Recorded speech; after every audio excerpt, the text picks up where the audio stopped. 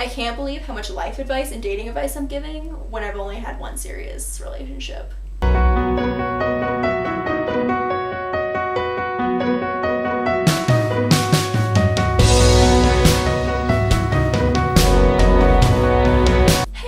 And today I want you to think about the last bad date you went on. You've talked to this person a little bit, you've done some info gathering, you've gotten ready, done your hair, your makeup, whatever, figured out where you're gonna go, spent all this time, you maybe even anticipated this date, and then you get there, and utter disappointment sinks in the bottom of your stomach. This was awful, why did you spend your time on this, what were you doing, you'll never go on a date ever again. This was just the worst. You cringe thinking about this past date, you never mention it again, you just try and erase it from your mind. I recently went on a bad date a couple weeks ago, which I knew would be bad going in, but I gave it the benefit of the doubt, and I wish I had listened to those warning signs and just not gone on it. Now think to the last bad book you read. Was it this similar experience? So here I just want to give you 5 warning signs that you can follow when trying to avoid bad books and bad dates. Number 1, hyped books. Now that's not to say that all hyped books are bad or overhyped or whatever, but you gotta be thinking, well, why are they spending all this money and time on this book? Because they hope it'll sell well or because it actually will? Don't just buy into the hype and consider if the book plot and premise is actually something you'll enjoy. As far as dates go, if they're coming on too strong, then maybe they need this date for a certain reason, that they're a little bit desperate. I know that getting to know someone on a date is kind of like an interview or like an elevator pitch, that you're just trying to get like as much information as possible and put out the best version of yourself, but you also don't want to come on too strong. Just be yourself. This can also take the form of the person saying the word love a little too soon. When someone tells you that they love you for making them laugh when you've known them for 5 seconds, run away. That's not a thing that should ever be happening. Number 2, you've read it before. The type of story, not the specific book. Kind of true that there are only like the 7 plot stories or whatever, that there's not that many unique types of stories out there, but there's always room for invention and creativity and diversity in what we read. When you can tell that something is like a knockoff of another franchise or book that was popular, you'll know you're not gonna like it as much as the one good thing you've seen. It might be true that the newest book out there is the first type of story in that genre you read, so you like it,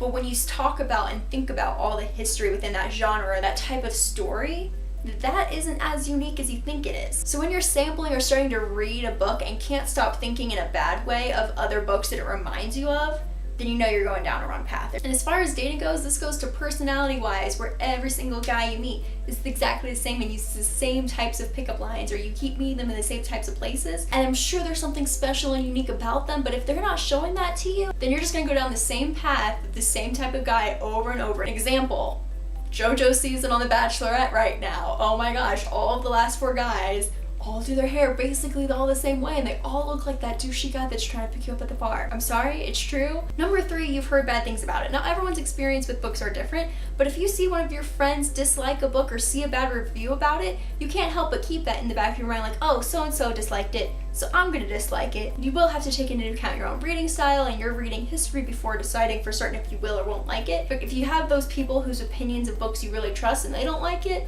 then maybe you won't either. You should always form your own opinions, but you should also take into consider who you trust and whose reviews have credibility. And as far as dating goes, if you've heard bad things from a friend, or you've heard nothing about this person, they have no online presence, they do not exist, then like go in with your guards up. Don't take gossip seriously, but take it into consideration and use that information thoughtfully. Number 4, you don't have very much in common with this book. Now that's not to say that like every single main character you read should be exactly like you, but you should at least be able to sympathize with them and their experiences.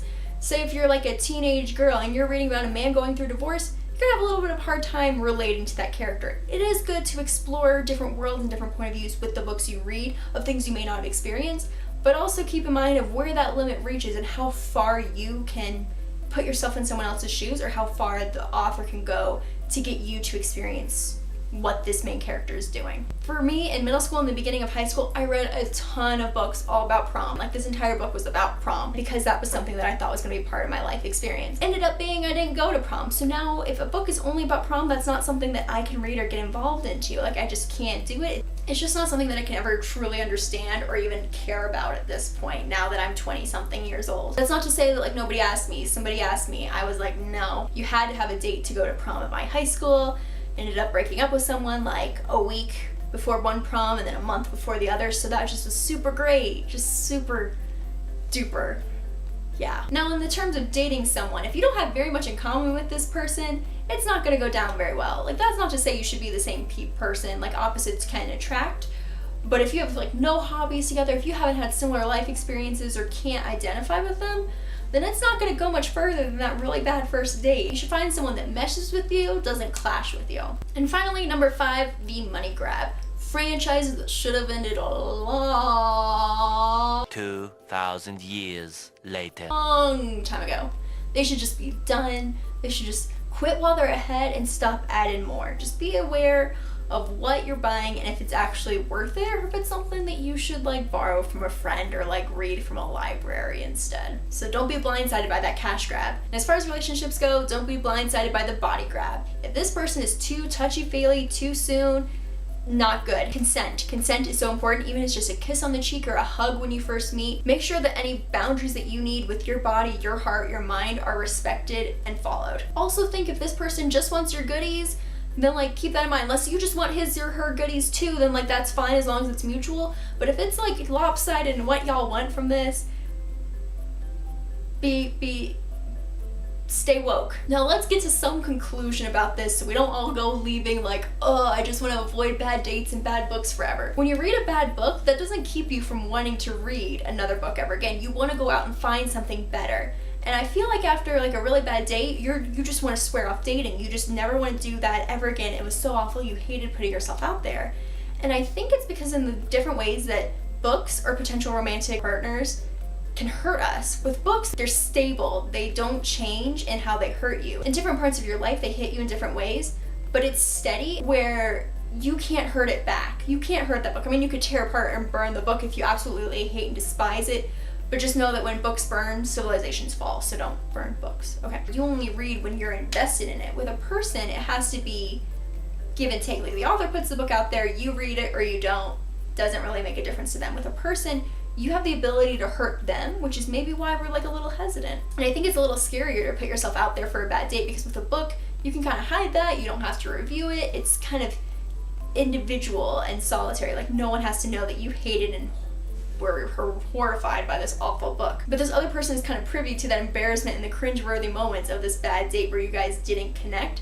So maybe that's kind of why putting your heart out there for a person is a lot harder than putting yourself out there for a book. What I want to leave you with and what I kind of want to leave myself with is after you read a bad book, get back on that horse. Don't give up on reading just one bad book or one bad egg. And you probably shouldn't give up on relationships if that's something you want, just based on one bad date. Well, my name is Laura. This has been Bookies and Cookies. I try to post videos weekly. I love each and every one of you. I hope you never forget that you are loved.